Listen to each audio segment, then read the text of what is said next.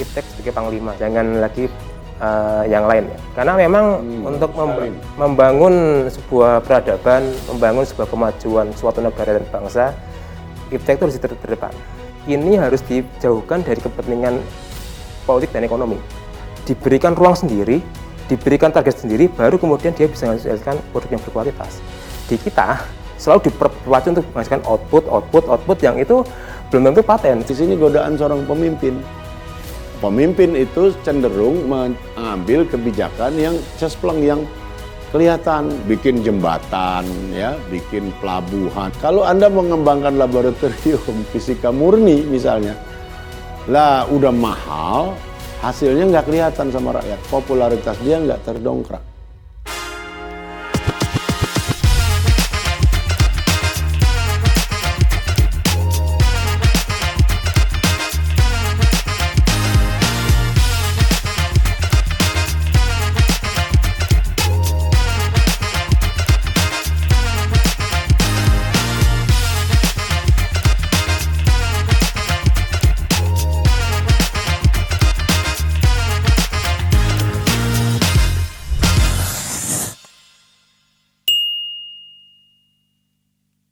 Halo kawan-kawan, jumpa lagi dengan saya Dea Gita di Talk Show Gagasan Progresif. Di sini kita akan menjelajahi ide-ide dan pemikiran progresif yang akan membawa Indonesia ke masa depan yang lebih baik. Dari waktu ke waktu, ilmu pengetahuan dan teknologi terus mengalami perubahan. Hampir semua lini kehidupan masyarakat terdampak. Lantas seperti apa perkembangan iptek di Indonesia saat ini? Bagaimana iptek mempengaruhi nilai-nilai sosial dan perekonomian kita? Sudah hadir bersama dengan kita semua Hamid Basyaib, penulis Membongkar Pikiran Ganjar dan juga peneliti Badan Riset dan Inovasi Nasional Wasisto Raharjo Jati. Selamat datang Bang Hamid. Selamat datang juga, terima kasih diundang. Terima kasih undang Mbak Dea. Dan juga sebelum kita berbincang-bincang lebih lanjut, kita dengarkan dulu suara kawan-kawan progresif tentang betapa pentingnya iptek bagi kehidupan. Nggak bisa sih, karena sehari-hari itu kita pasti butuh yang namanya gadget, kayak untuk kerja, kebutuhan sehari-hari, bahkan untuk komunikasi sama keluarga, temen, dan partner kerja segala macam itu. Jadi susah sih kalau nggak ada gadget. Kalau di aku kerja sambil kuliah kayaknya nggak bisa deh ya. Apalagi banyak tugas-tugas yang harus diselesaikan, terus kayak membuat event di kuliah, terus kayak kerja juga kan harus ada grup, jadi kayak sehari tanpa gadget tuh kayaknya nggak bisa deh. Kalau saya sih nggak bisa mas, pekerjaan semua itu dari handphone mas. Mau apapun saya dari handphone, kayak sekarang kan saya ojol ya mas, nah, jadi saya pakai handphone terus kayaknya lebih baik ketinggalan dompet saya mas, daripada ketinggalan handphone saya nggak bisa nyari duit. Oke, itu tadi suara dari kawan-kawan progresif, bukti dari iptek telah memberikan efisiensi dan kemudahan bagi kehidupan sehari-hari. Nah Bang Hamid dan juga Mas Wasisto, ini masyarakat Indonesia sebegitu bergantungnya dengan teknologi begitu ya. Tapi ternyata laporan Indeks Inovasi Global 2023 yang dirilis oleh World Intellectual Property Organization, Indonesia menempati peringkat ke-61. Memang naik sih, karena tahun lalu peringkat ke-75, tahun ini naik menjadi peringkat ke-61 dari 132 negara di dunia. Tapi itu pun masih di bawah negara-negara tetangga begitu ya. Bagaimana tanggapan dari Mas Wasis? Ya, tentu yang paling bisa kita garis bawahi soal ini adalah bagaimana perlindungan haki ya, hak kekayaan intelektual ya. Karena memang ini menjadi semacam dasar penting bagi penguasaan teknologi ya. Kalau kita lihat di negara manapun, perlindungan hukum terhadap hak itu penting, karena itu menyangkut soal paten, soal rekayasa industri, soal modeling yang itu memang punya daya komersial tinggi.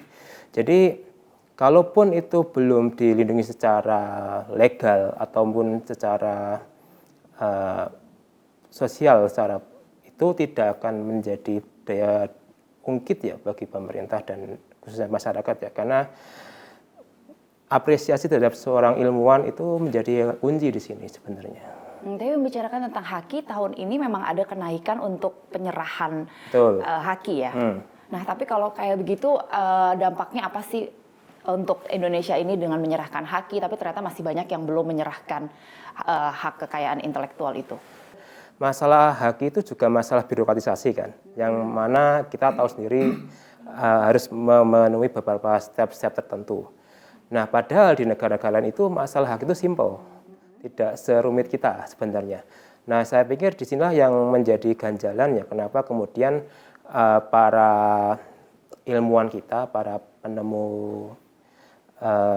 modeling atau rekayasa itu lebih mendaftarkannya ke luar negeri karena punya daya komersil tinggi, punya keterkaitan dengan industri yang tinggi, jadi mereka lebih sreg ke sana. Jadi fenomena brain drain ini yang perlu kita juga garis bawahi sebenarnya. Tapi boleh berarti ya kita mendaftarkan haki itu ke negara lain? Sebenarnya kalau Mas itu tergantung ke individu masing-masing ya, apakah memang produk atau paten yang dihasilkan itu akan punya daya komersil yang besar sebenarnya. Karena memang di sini kan yang namanya teknologi kan bisa lintas benua ya, bahkan lintas negara.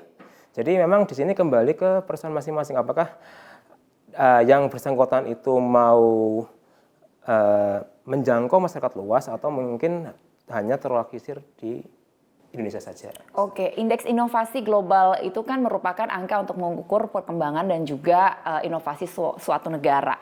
Nah, indikatornya SDM, institusi, teknologi, hasil kreatif, dan lain-lain gitu ya. Dari Mas Swasis ini memandang kemajuan iptek nasional saat ini. Tentu yang perlu kita lihat secara umum memang kita masih berproses ya. Terutama ketika dulu di era Pak Habibie kita mengenal adanya BPPT, Badan Pengkajian Penerapan Teknologi, yang mana itu menjadi semacam lembaga inkubasi teknologi ya. Tapi setelahnya kan kemudian mengalami kemunduran dan kini adanya BRIN mencoba membangkitkan itu kan. Jadi memang di sini kita berupaya untuk mengembalikan lagi esensi yang mau dikembangkan BPPT melalui skema BRIN ya. Meskipun kita tahu masih berproses panjang, masih perlu adanya dukungan dari negara maupun masyarakat. Jadi saya pikir disinilah yang menjadi faktor penting ya, bagaimana kita bisa membangkitkan teknologi dan inovasi ke depan. Kalau dari Bang Hamid sendiri, bagaimana selama ini melihat dari Bang Hamid kan sudah melewati dari masa ke masa, iptek di Indonesia ini seperti apa? Secara umum tidak banyak kemajuan, ya, tidak signifikan gitu ya. Dan saya kira ini faktornya banyak sekali, gitu ya. Mari kita lihat beberapa variabel yang relevan untuk diperhatikan. Satu, anggaran negara, ya. PBB itu atau lembaga-lembaga internasional pada umumnya yang relevan dengan bidang ini menetapkan satu standar. Misalnya pengembangan iptek itu jangan lupa ya, bukan teknya aja nih, tapi ada ipnya nih, ilmu pengetahuan. Itu kira-kira yang ideal katanya sekitar mungkin 4% dari state budget ya, APBN. Sekarang kita lihat di Indonesia berapa? Saya kira di bawah 1%. Jadi memang masih jauh ya. Satu itu faktornya. Kedua soal perlindungan hak cipta ya, property rights. Intellectual Property Rights, IPR, itu juga lemah.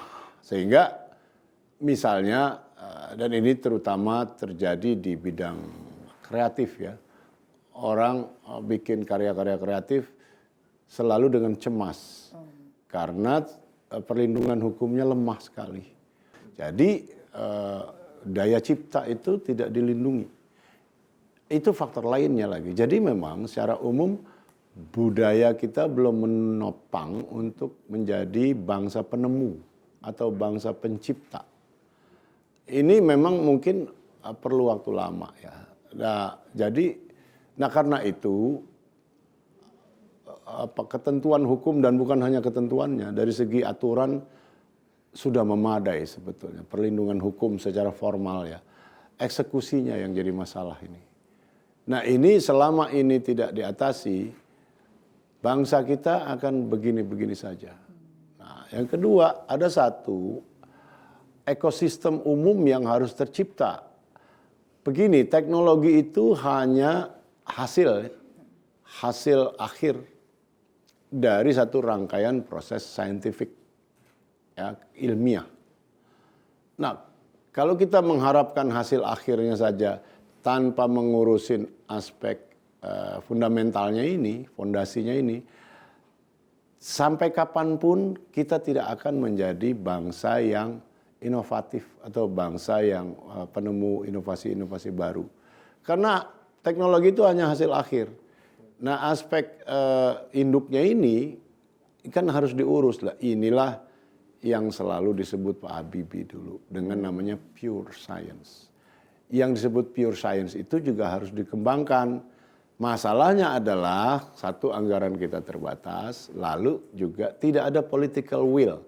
Seorang pemimpin itu harus berani dan kuat menanggung kritik ini seandainya dia menentukan bahwa anggaran besar dialokasikan buat membangun satu iklim ilmiah gitu ya, scientific culture, budaya ilmiah yang kuat. Pure science itu apa? Matematik, fisika murni, kimia, yang memang tidak ada hasil, tidak ada, seolah-olah tidak ada relevansi langsung atau hasil yang bisa dipetik langsung oleh masyarakat. Di sini godaan seorang pemimpin. Pemimpin itu cenderung mengambil kebijakan yang cespleng, yang kelihatan, bikin jembatan, ya, bikin pelabuhan, kan kelihatan tuh nyata. Kalau Anda mengembangkan laboratorium fisika murni misalnya, lah udah mahal, hasilnya nggak kelihatan sama rakyat, popularitas dia nggak terdongkrak oleh itu. Nah, Anda bayangkan misalnya kita ambil contoh di negara-negara maju lah ya, yang jelas itu di Amerika.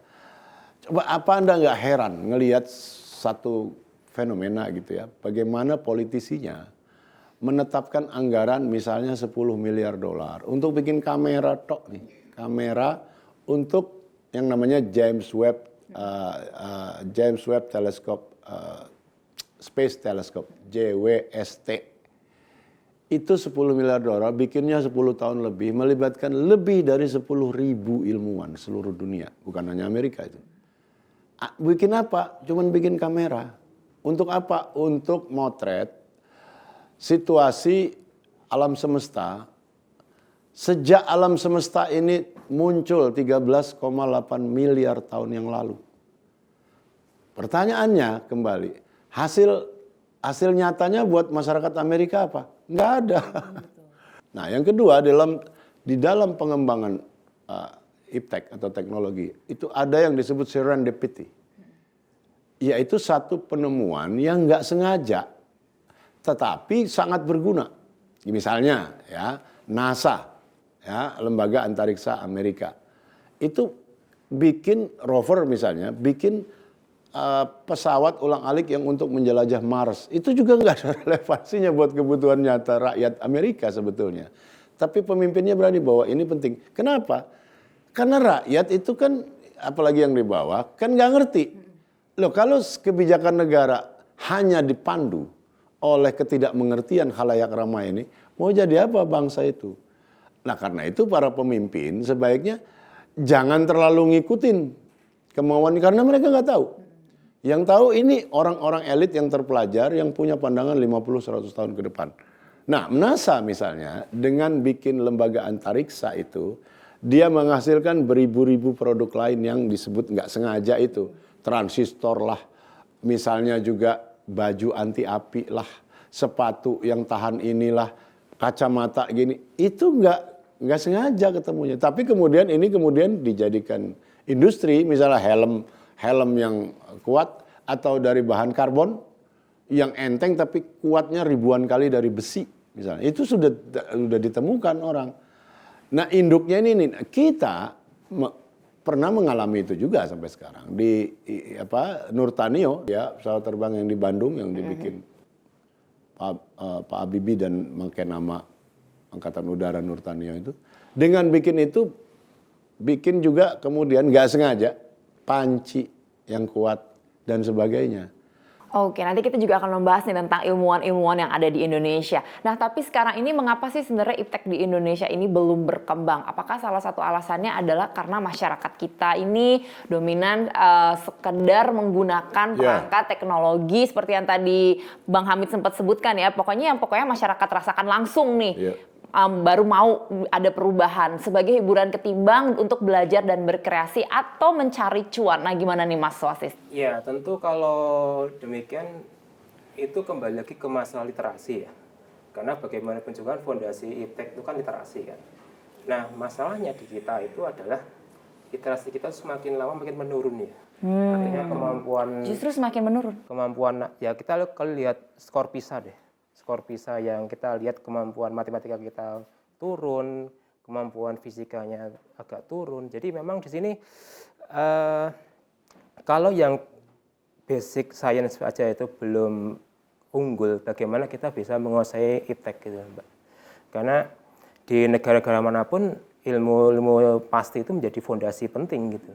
Nah, sayangnya di Indonesia literasi kita itu belumlah merata sepenuhnya dari mungkin di Jakarta tinggi tapi di luar Jakarta rendah, atau mungkin di Jawa tinggi di luar Jawa rendah. Jadi memang itu fondasi paling penting ya, bagaimana literasi itu menjadi pendorong. Tapi kalau kitanya masih belum menguasai secara kritis ya jangan sampai kita kemudian hanya menjadi bangsa konsumsi aja. Wow, tapi itu memang sedih banget sih seperti yang tadi Bang Hamid juga sempat sebutkan. Kalau misalkan kitanya tuh nggak pernah ada kita nggak mau mengikuti perkembangan, pokoknya yang menurut saya profit ya itu yang akan saya lakukan. Tapi kalau nggak profit menurut saya langsung nggak akan saya lakukan gitu ya. Tapi kira-kira itu bagaimana agar kita bisa mengubah mindset itu, Mas Wafi? Nah, itu dia. Sebenarnya kalau kita lihat di negara manapun ya, itu kan ada namanya paradigma technological state ya, di mana sains itu sebagai fondasi kemajuan sebuah negara. Dan memang ini harus dijauhkan dari kepentingan politik dan ekonomi. Karena memang dia harus mandiri, harus independen, dan dia tidak harus ada interaksi dengan yang lain. Cuman masalahnya di kita adalah, ya sains itu kadang ditarik ke kepentingan ekonomi, kadang ditarik ke kepentingan politik. Karena memang luaran sains misalnya, itu akan menunjukkan bagaimana negara itu berpacu kan, dan itu mesti dikemas secara politik. Jadi idealnya kalau kita perlu mengembangkan paradigma itu, kita harus benar-benar membangun sebuah lembaga sains yang itu memang independen, mandiri, dan fokus pada soal sains ya, daripada berkelindan dengan masalah-masalah birokrasi dan sebagainya. Karena kalau kita lihat di negara lain ya, lembaga-lembaga riset itu ya mandiri, independen, dan mereka berkolaborasi dengan lembaga-lembaga lain ya. Misalnya mereka bikin proyek bareng, bikin kolaborasi soal proyek tertentu misalnya. Jadi memang itu kuncinya sebenarnya kalau kita bisa baca. Oke, menyelaraskan iptek dengan budaya gitu ya. Ada sebagian kelompok masyarakat ini, masyarakat adat begitu ya, yang pasti sudah pernah dengar sebelumnya yang meminta pemerintah itu untuk memutus jaringan koneksi internet untuk meminimalisirkan dampak negatif dari internet itu. Nah, kalau menurut Bang Hamid sendiri bagaimana tanggapannya seperti ini? Gini, kasus-kasus begitu mungkin 1-2 ada, tapi sama sekali tidak mencerminkan pemikiran umum atau tendensi mental secara umum ya.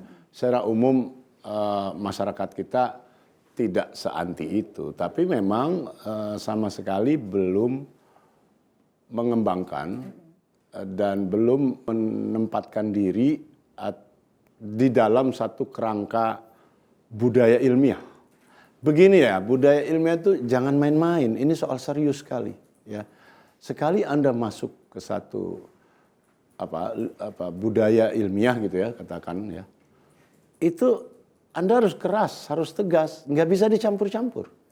Dan nggak bisa setengah-setengah juga ya? Nggak bisa setengah-setengah, dan inilah yang terjadi di Indonesia. Nah, karena itu saya memandang penting sekali yang disebut scientific culture ini. Inilah yang tidak kunjung terbentuk. The brutal truth of scientific findings. Jadi kebenaran saintifik itu brutal. Dalam arti keras, nggak bisa dibantah, dan terlepas dari Anda suka atau tidak, menguntungkan atau tidak. Kalau ini sesuatu benar, ya benar. Kenapa pada titik tertentu kita terus menggok belok-belok ke sana kemari, akhirnya nggak jelas lagi. Nah, menurut saya itulah yang perlu sekali dibangun ya, dan jangan takut karena kalau ini berkembang Anda nggak akan kehilangan apa-apa. Justru yang akan Anda dapatkan adalah hal yang begitu banyak. Jangan lupa tidak ada satupun bangsa dalam sejarah umat manusia yang pernah maju bukan dengan sains. Nah sekarang misalnya yang terbaru kita lihatlah contoh yang dekat-dekat aja, Cina. Siapa yang nggak gentar sama Cina ngelihat sekarang? Bukan sekedar karena dia kaya, tapi dia serius ngebangun sains. Khususnya di bidang artificial intelligence.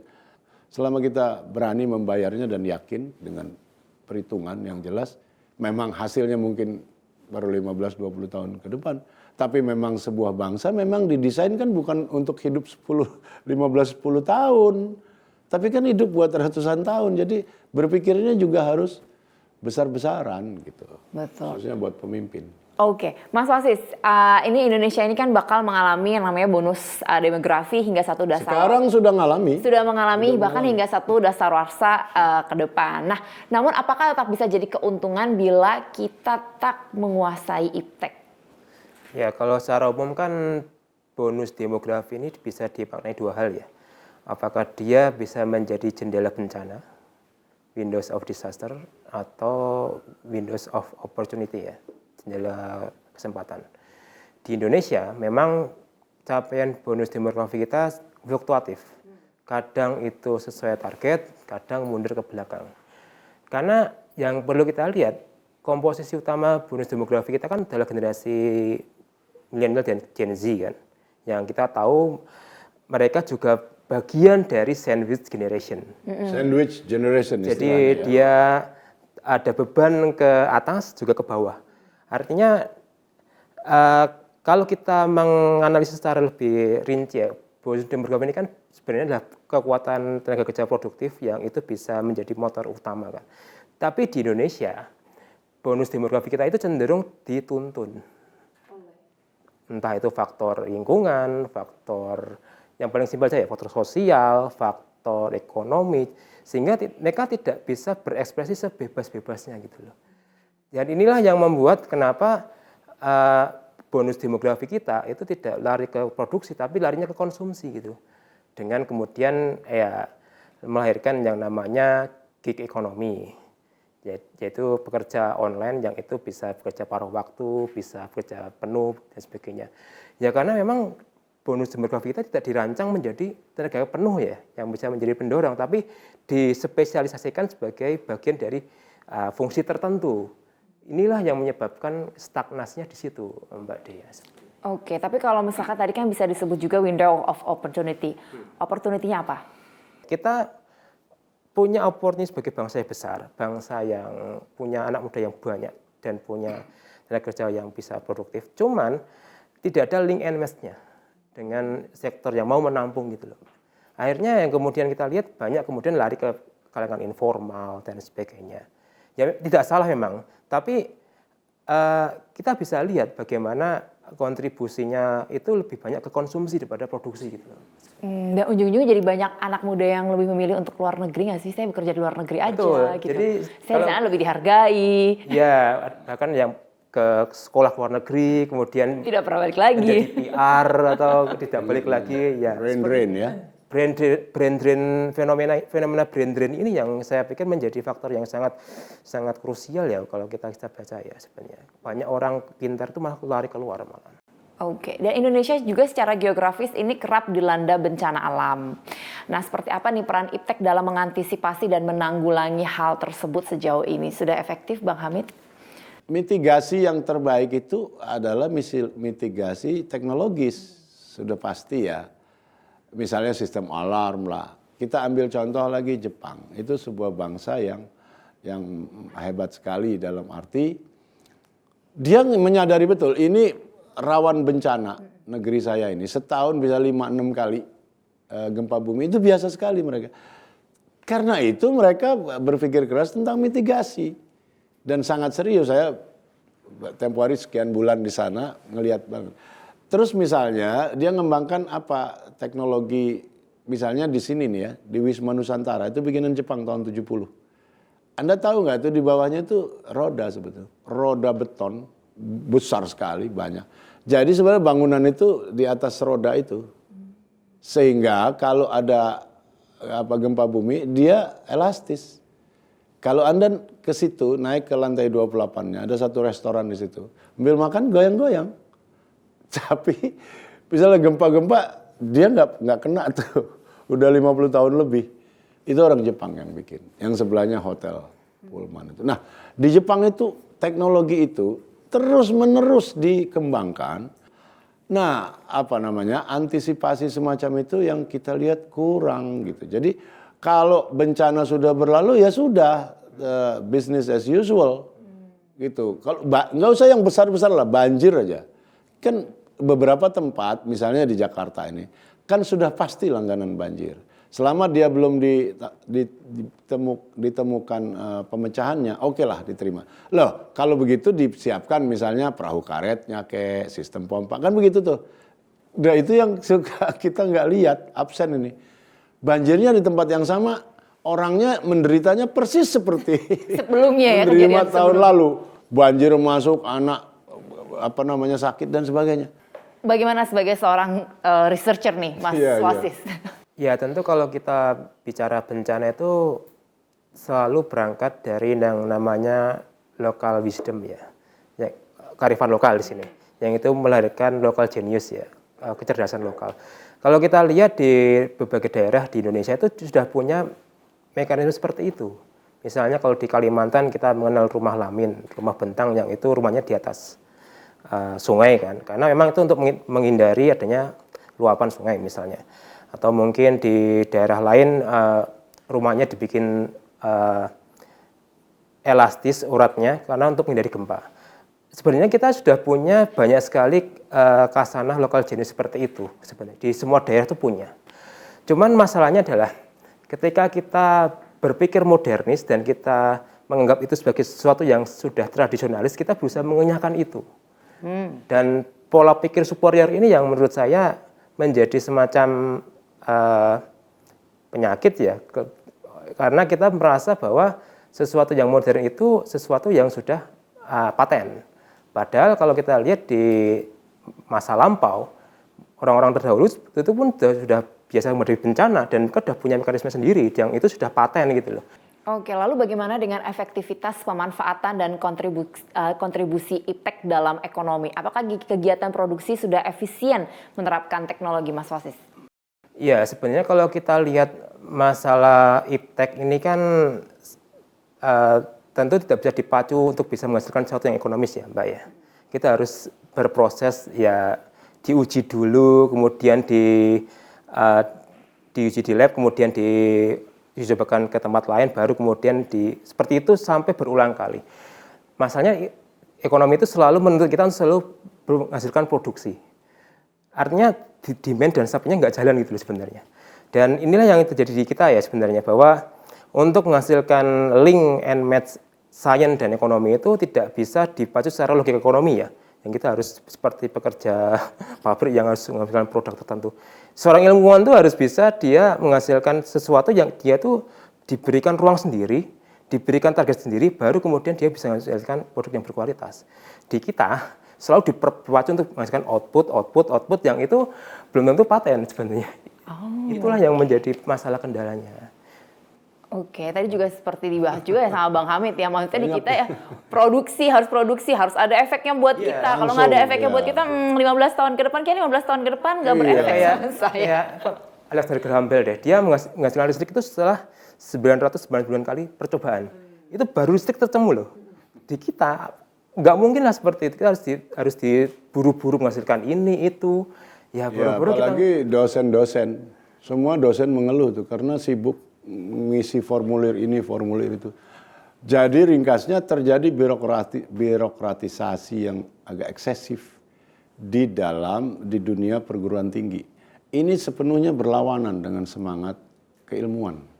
Di dalam kampus mestinya ada kan, karena di mana lagi kalau enggak, di lapangan bola orang main bola kan gitu. Di kampus orang meneliti. Nah ininya pun direcoki oleh terlalu banyak birokrasi, ngisi formulir ini, ngisi formulir itu, lalu pada ngejar karir mau jadi profesor. Karena profesor tiba-tiba ada tunjangan profesor. Tanpa ngapa-ngapain profesor tuh digaji mungkin 15 juta. Mungkin Sorry to say, berarti balik lagi kita di ujung-ujungnya cuan. Ya ada elemen itu dan itu wajar sampai batas tertentu kita mengerti wajar. Cuman ya jangan berlebihan gitu.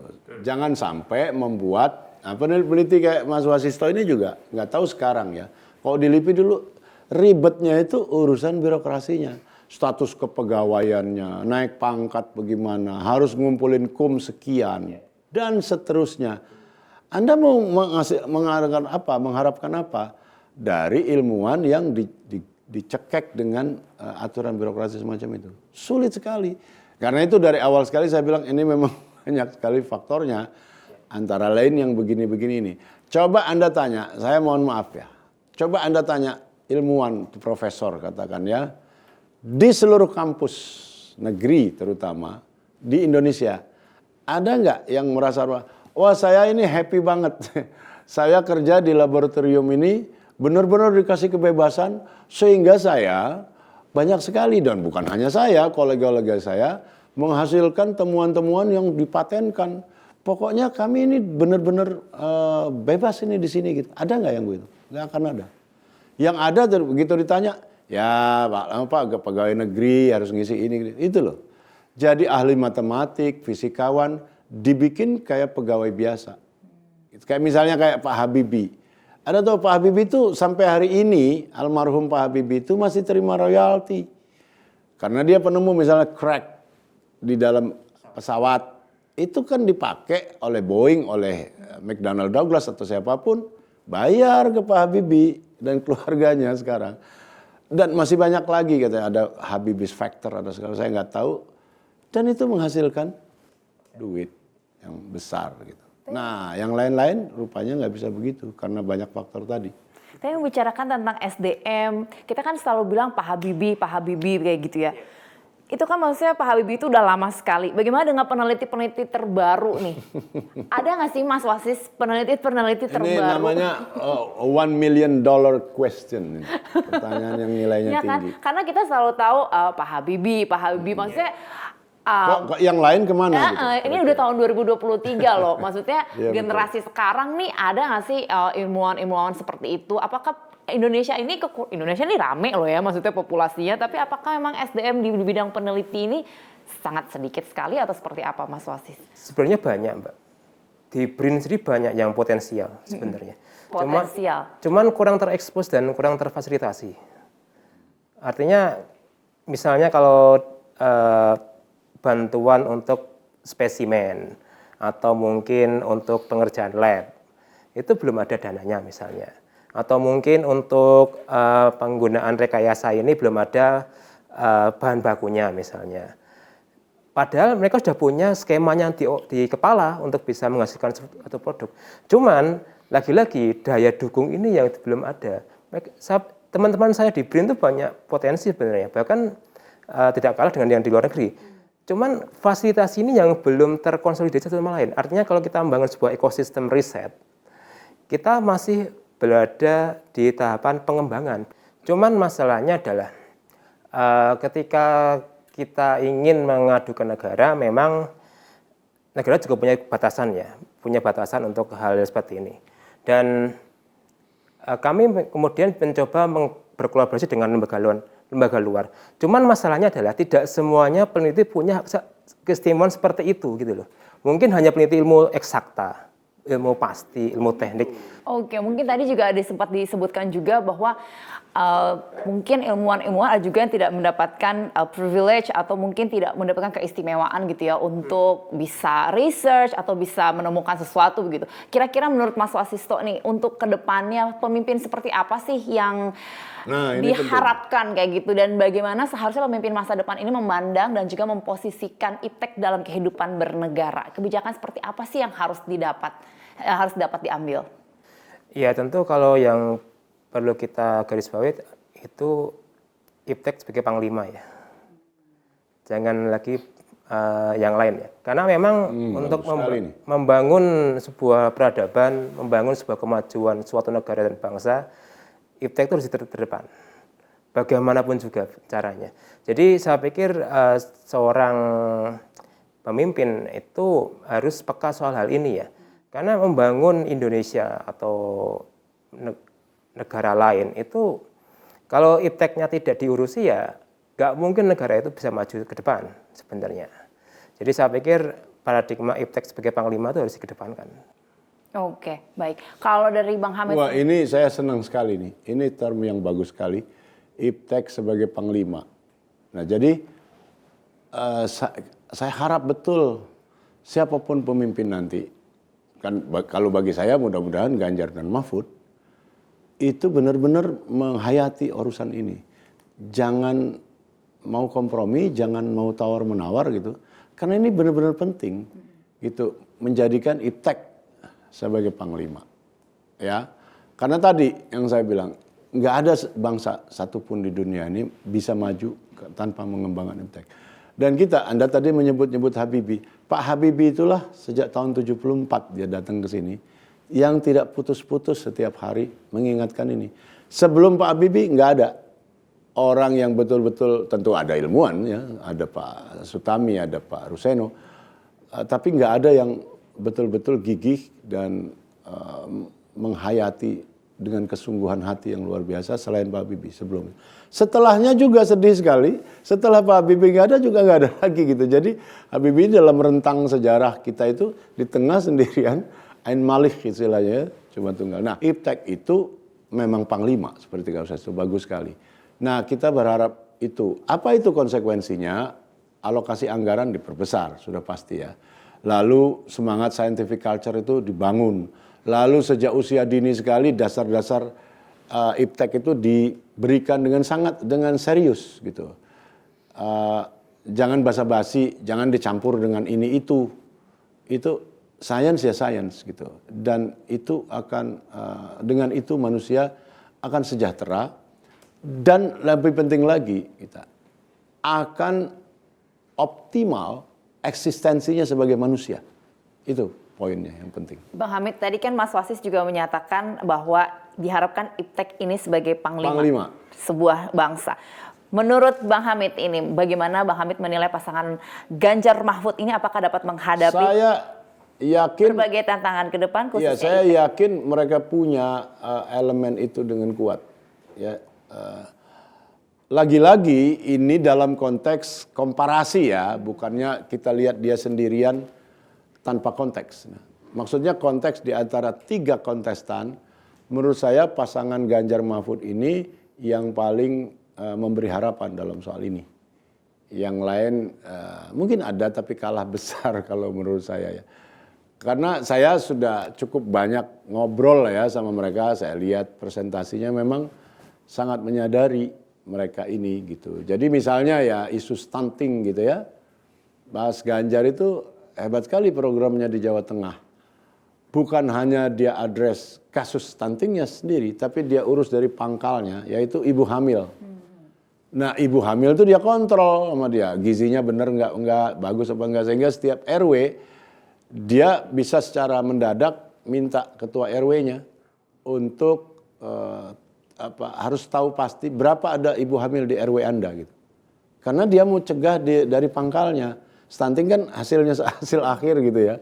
Nah, jadi dia dengan kata lain menyadari nih rangkaian cara berpikir ilmiah ini dia menyadari betul gitu. Nah, kita harapkan ini dia terapkan di bidang-bidang kehidupan yang lain dan secara umum kita akan jadi bangsa yang jauh lebih baik. Wow, seru sekali pembincangan hari ini. Dan untuk menutup perbincangan kita hari ini ada lagi pertanyaan terakhir. Menurut Anda apa sih pentingnya anak bangsa terus menyuarakan gagasan yang progresif untuk masa depan iptek Indonesia yang lebih baik? Pendek saja mungkin dari Bang Hamid dulu. Ya, itu tadi satu-satunya cara atau sarana bagi sebuah bangsa untuk maju secara umum ya, hanya iptek. Tidak ada yang lain. Bukan olahraga, bukan kesenian, bukan agama, bukan apa. Tidak ada yang lain. Inilah satu-satunya cara yang paling efektif dan dampaknya paling luas. Oke, Mas Wasis. Ya, saya pikir yang paling utama adalah bagaimana anak muda ini bisa mengasih lebih solusi daripada wacana ya. Karena itulah esensi dari iptek ya, menjawab masalah. Karena kalau kita lihat ketika anak muda itu berhasil ngasih solusi, berhasil ngasih jawaban, itulah iptek secara definisi singkat ya.